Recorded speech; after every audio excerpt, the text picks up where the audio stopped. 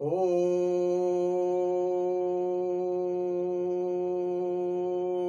अस्य श्रीकीलकमन्त्रस्य श्रीशिवऋषिः श्रीसरस्वती देवता अनुष्टुप् छन्दः श्रीजगदम्बा प्रीत्यर्थे सप्तशती पाठाङ्गत्वेन जपे विनियोगः। ॐ नमश्चण्डिकायै।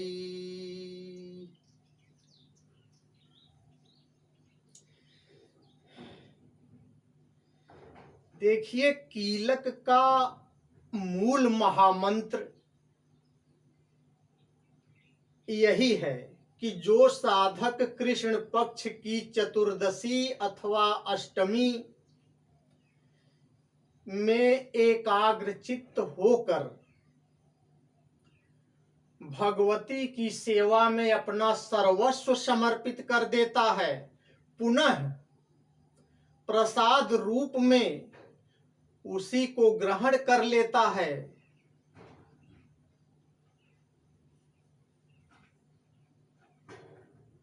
उसी पर भगवती प्रसन्न होती हैं। इस प्रकार देखिए, कृष्ण पक्षे चतुर्दश्याम अष्टम्याम वा समाहितः ददाति। जो साधक भगवती की सेवा में अपना सर्वस्व समर्पित कर देता है, प्रतिगृह्णाति, पुनः उसे प्रसाद रूप से प्राप्त कर लेता है, ग्रहण कर लेता है, उसी पर भगवती प्रसन्न होती हैं। जो महादेव कहते हैं इसमें कि सप्तशती के इस स्तोत्र को अच्छी तरह से जानना चाहिए। सांप रूपी कीलक को प्रतिबंधित रूप कील के द्वारा जो कीलित कर दिया गया है, उसका निष्कीलन करके तब शुद्ध रूप से, शुद्ध उच्चारण से सप्तशती के स्तोत्र का पाठ करना चाहिए, उसी पर देवी प्रसन्न होती हैं। कीलक का मूल महामंत्र यही है और कीलक का मूल उद्देश्य भी यही है। इसलिए देखिए, विशुद्ध ज्ञान देहाय त्रिवेदी दिव्य चक्षुषे श्रेय प्राप्ति निमित्ताय नमः सोमार्ध धारिणे। विशुद्ध ज्ञान ही जिनका शरीर है, तीन वेद ही जिनके तीन दिव्य नेत्र हैं, जो कल्याण के हेतु हैं, मस्तक पर अर्धचंद्र का मुकुट धारण करते हैं, उन भगवान शंकर को नमन करता हूं।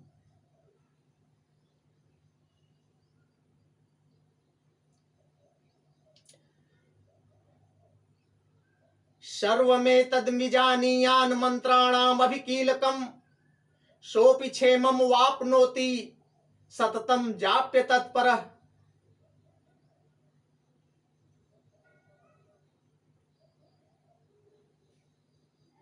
जो मंत्रों का अभिकीलक है, अर्थात मंत्रों की सिद्धि में विघ्न उपस्थित करने वाले सांप रूपी कीलक का जो निवारण करने वाला है, उस सप्तशती स्तोत्र को संपूर्ण रूप से जानना चाहिए। यद्यपि वह भी कल्याण का भागी होता है, जो अन्य मंत्रों के जप में भी निरंतर लगा रहता है। सोऽपि क्षेमं वाप्नोति सततं जाप्य तत्परः। सोऽपि क्षेमं वाप्नोति, यद्यपि वह भी कल्याण का भागी होता है, जो अन्य मंत्रों के जप में निरंतर लगा रहता है।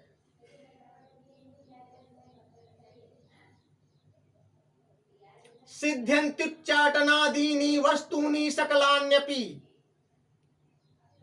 एतेन स्तुवतां देवी स्तोत्र मात्रेण सिद्ध्यति।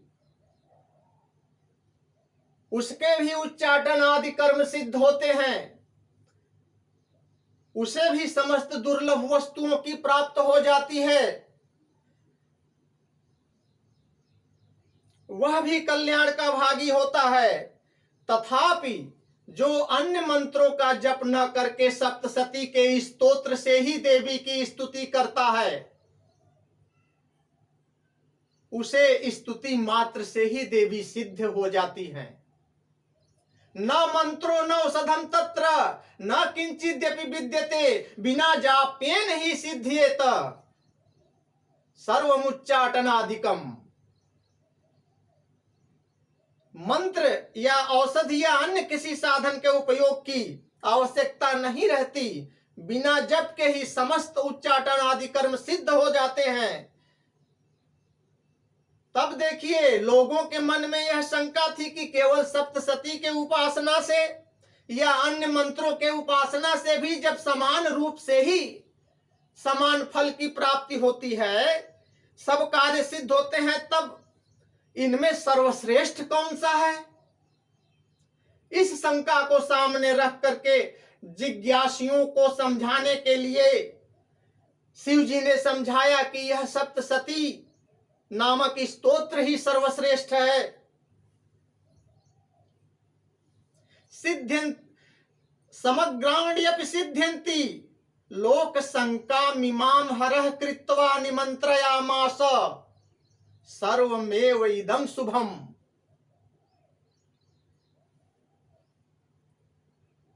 इसी कीलक की छठी पंक्ति है,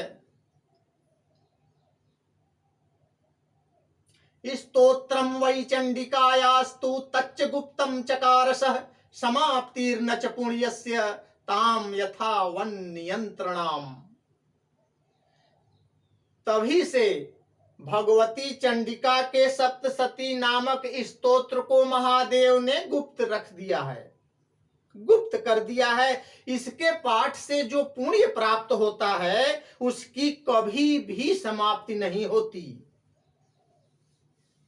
भगवान शिव ने इसीलिए अन्य मंत्रों की अपेक्षा सप्तशती को ही श्रेष्ठतम बताया है, इसमें संशय के लिए कोई स्थान नहीं है। सोपि क्षेमं वाप्नोति सर्वमेव न संशयः कृष्ण पक्षे चतुर्दश्यां वा अष्टम्यां समाहितः ददाति प्रतिगृह्णाति नान्यथैसा प्रसीदति इत्थम रूपेण कीलेन महादेवेन कीलितम।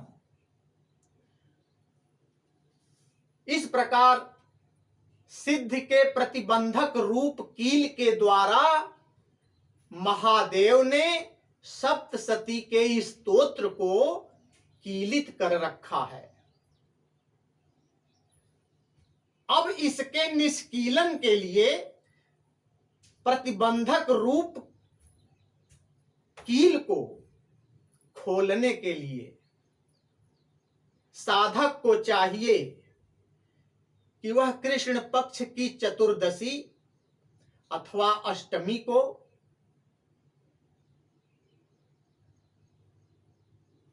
अपना सर्वस्व भगवती को समर्पित कर दे, पुनः उसे प्रसाद रूप से ग्रहण कर ले। यही है निष्कीलन का तरीका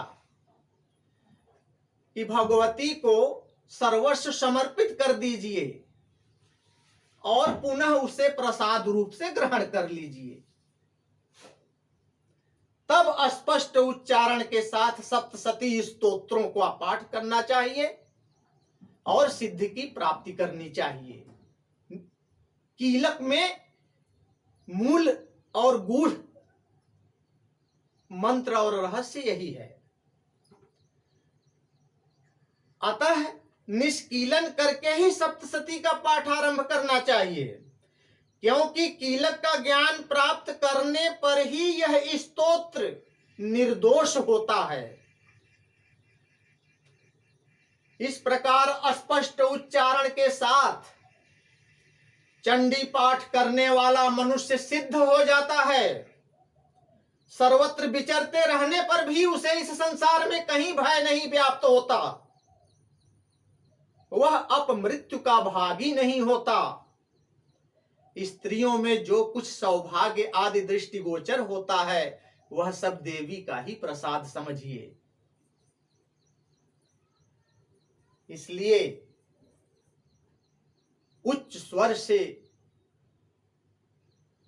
सप्तशती के स्तोत्रों का पाठ करना श्रेयस्कर होता है, पूर्ण फल की सिद्धि होती है। सोचिए जरा, जिनके प्रसाद से, जिन भगवती की कृपा से ऐश्वर्य, आरोग्यता, संपत्ति, शत्रुनाश तथा परम पद की प्राप्ति होती है, उन कल्याणमयी जगदम्बा की स्तुति मनुष्य क्यों नहीं करते?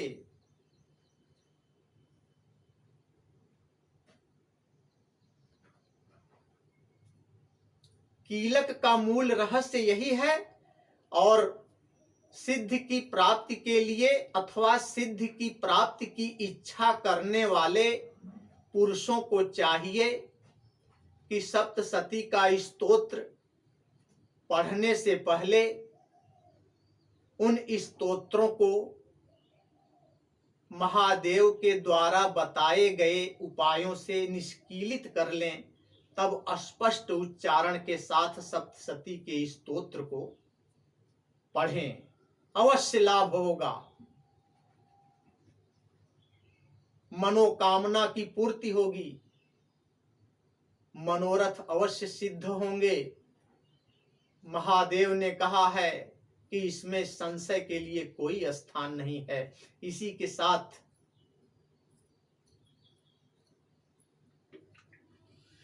देखिए, एक देवी ऐसी हैं जिनकी स्तुति पचरा से की जाती है।